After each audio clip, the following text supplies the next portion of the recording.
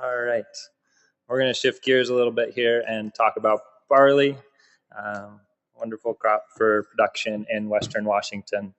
My name is Brook Brouwer. I'm a graduate student. I'm also supported by Seed Matters. I work at Washington State University with Dr. Stephen Jones, um, and based in Western Washington at the Mount Vernon Research Extension Center. This is a picture of one of our organic trials taken in the spring.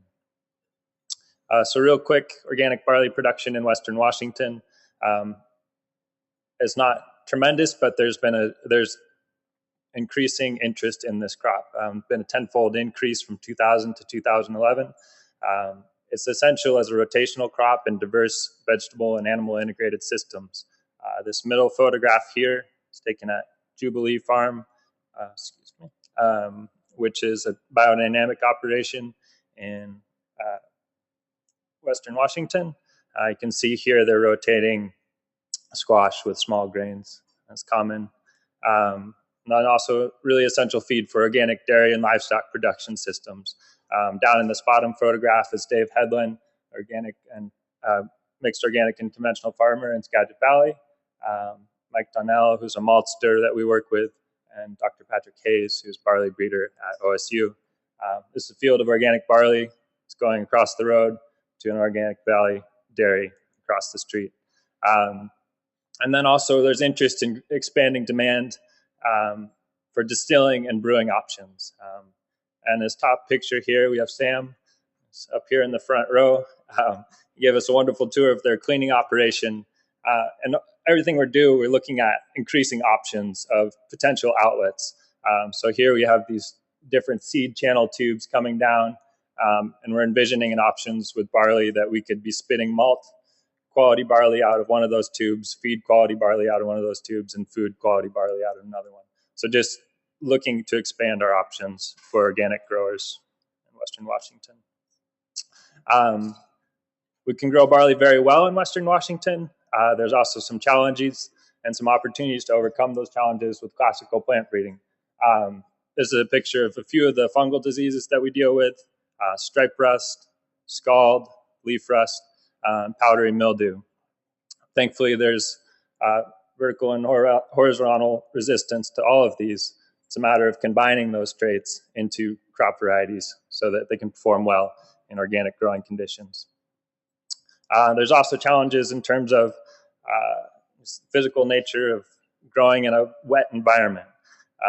This picture here, you can see cut off a little bit, but there's two varieties growing side by side in a trial. The one on the left there is completely flat. It's been knocked down by the rain and wind. So the variety next to it is standing perfectly upright. So again, variation and resistance to lodging is absolutely essential. Imagine trying to harvest a field that's dead flat. You're not going to be very happy. That's something that farmers tell us a lot. The picture on the right there, the kernels of grain there, as Hannah was just saying with the quinoa, we also have tremendous pressure for sprouting. So you can see there's little rootlets growing out of the ends of those kernels. And this variety has basically been malted in the field. So it's already been sprouted and germinated before it was even harvested. This is a real problem for people interested in malt production. And again, I'll talk a little bit later, there's tremendous variation there in terms of resistance to pre-harvest sprouting. Just a little bit of background on the craft brewing and distilling and malting industry. So we're located where this red star is in Western Washington. This whole corridor is stuffed with small breweries going down into Oregon and up into BC. At least 135 breweries in Western Washington. There's also a rapidly increasing number of craft distilleries, which are required to purchase Washington grains, at least 60. However, there's a bottleneck. There's a transition from the field to the brew house, and that requires a malting process, which is essentially steeping, germinating, and drying down grains to activate the enzymes and convert starches into sugars to make it available for the brewing process.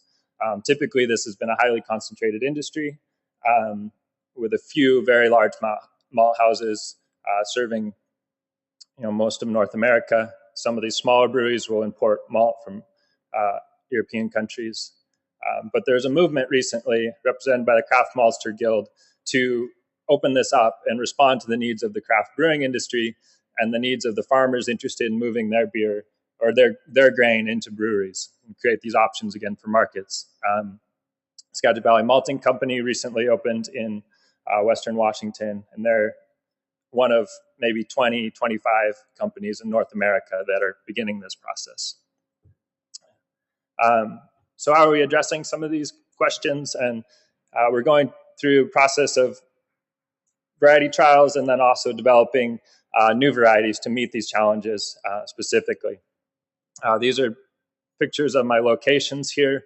Mount Vernon, certified organic fields, conventional field at Mount Vernon, and then 2 on-farm trials, Whatcom and Island County, which were also conventionally managed. As farmers do both organic and conventional operations. Within this trial, we included 2 WSU breeding lines, 2 feed varieties, and then 8 commercially available malting varieties, basically to ask the question of how they did in Western Washington and then what kind of qualities they would produce. And we looked at disease and lodging, and then also some quality parameters. Craft brewers are particularly interested in a lower protein grain. Falling number is an evaluation of that degree of sprouting caused by the rain.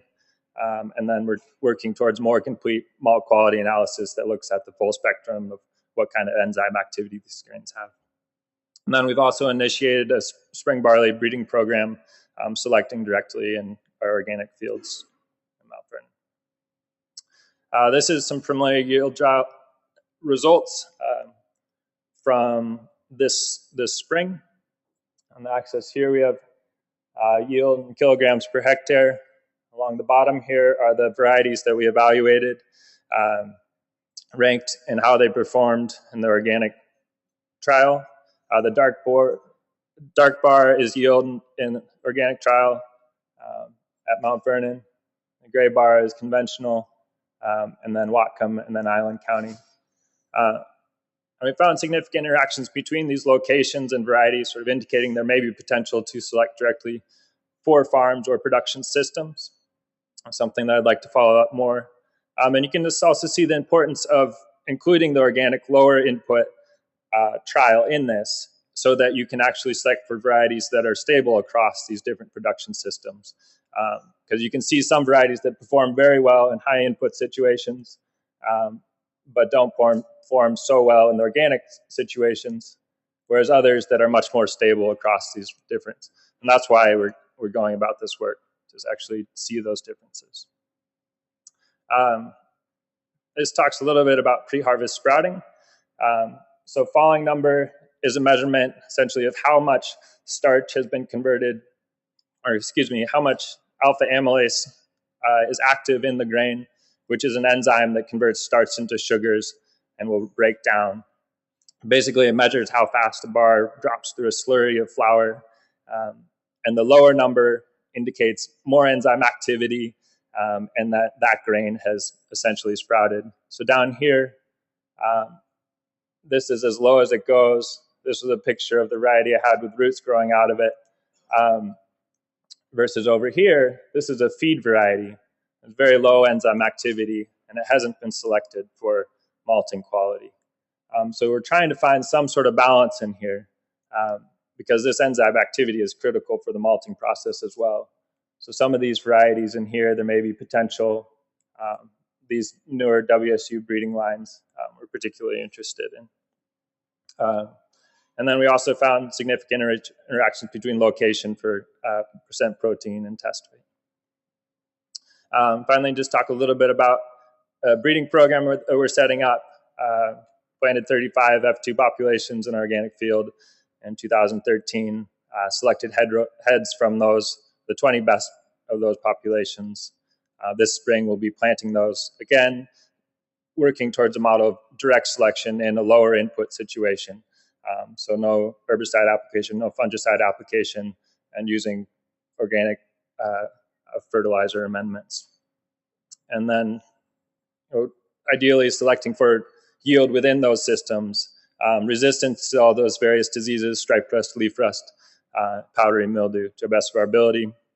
Selecting for early maturity so that we can increase options for rotations. And then critical for the craft malting industry is quality that meets their needs, and then also resistance to pre-harvest sprouting. And finally, just want to end a little bit on this concept of selecting for regionality. The picture on the left here is our trials or where we live in Western Washington, versus on the right there, harvest in Eastern Washington. And just acknowledging the tremendous variation in climatic within regions, and how as breeders we can do more sort of decentralized approach to selecting for the needs of individual regions. I think that's critical as we move forward. And finally, I'd like to thank my academic advisors and farm collaborators, also support from Seed Matters Fellowship and the Board of Skagit.